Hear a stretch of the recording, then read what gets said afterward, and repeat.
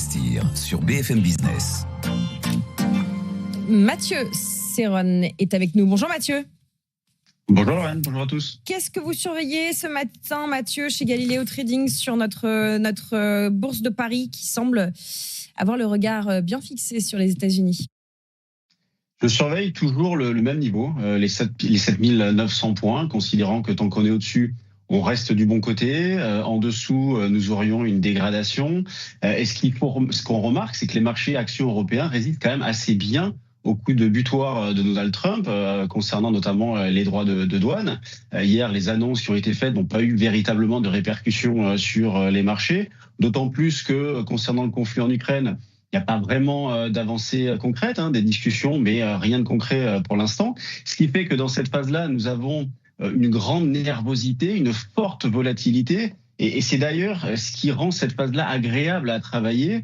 Ça peut être perturbant pour certains, ça je peux le concevoir, mais en revanche, quand on a un petit peu d'expérience et les idées claires, il y a vraiment beaucoup de choses à faire sur les marchés actuellement. En ce qui concerne mon scénario principal, donc je vous le disais, tant qu'on est au-dessus de 7900 points, eh bien je continue de payer les replis. Là, actuellement, idéalement vers les 7920 points. C'est un niveau sur lequel on a pris appui ce matin. Derrière, on a eu un rebond de plus de 1%. En dessous, on entrerait alors dans une zone d'attraction baissière, mais il faudrait voir la nature de cette baisse. Donc, il faudra analyser la situation en temps réel à ce moment-là. Vous le disiez, on a les regards sur les marchés américains aussi. En effet, dans la mesure où le SP500 est sur un niveau important, 5525 sur le futur échéance mars, c'est un support important qui correspond au plus bas du mois de septembre, niveau qui avait été testé, puis derrière, fort rebond pour réaliser de nouveaux records, qui correspond également à 10% de baisse.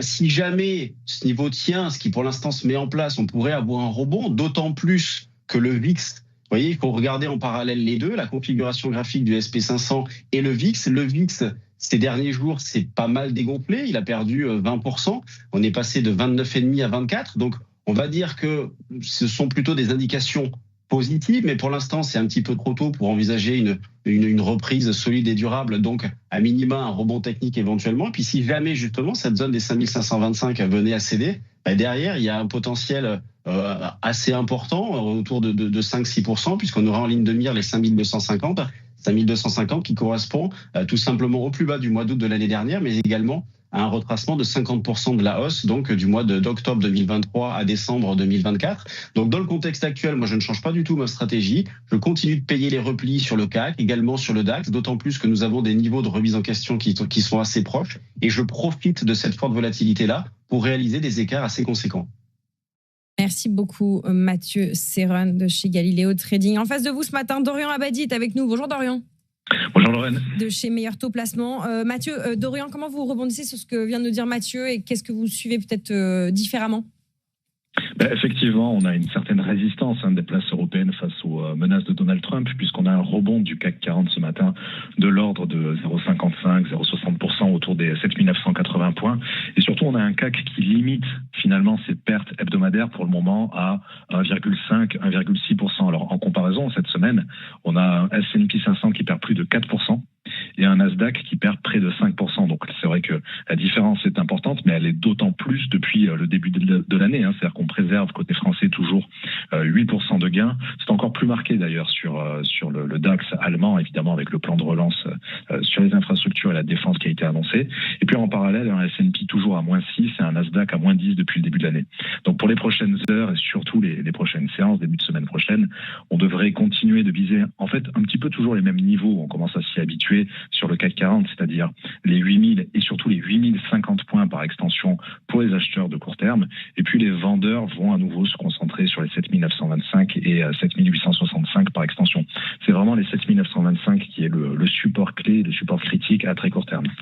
Alors dans l'immédiat, ce matin en tout cas, on a effectivement Kering qui attire toute l'attention à la Bourse de Paris parce que le géant du luxe perd plus de 11% ce matin après la nomination d'un directeur artistique assez controversé pour Gucci. Et puis à l'inverse, on a les autres valeurs du luxe, en particulier la locomotive LVMH du CAC qui soutient plutôt la hausse aux côtés de Thales, toujours habitué ces derniers temps aux fortes hausses journalières après l'annonce des plans européens de réarmement. Voilà, donc on va continuer de surveiller ça. Bien sûr les tarifs douaniers. Vous en parliez plus tôt sur votre antenne. On a le secteur des spiritueux qui est sous tension après la menace de droits de douane de 200% sur les spiritueux et les vins européens, singulièrement français évidemment. Et puis un petit mot enfin sur l'or, puisque dans ce contexte de très forte tension, la valeur refuge par excellence atteint un nouveau record historique à $3 000 l'once, avec des achats toujours massifs de la part des banques centrales qui veulent se dédollariser. Merci beaucoup, Dorian. Effectivement, l'or qui est passé au-dessus de ce seuil symbolique des $3 000 du côté de Londres.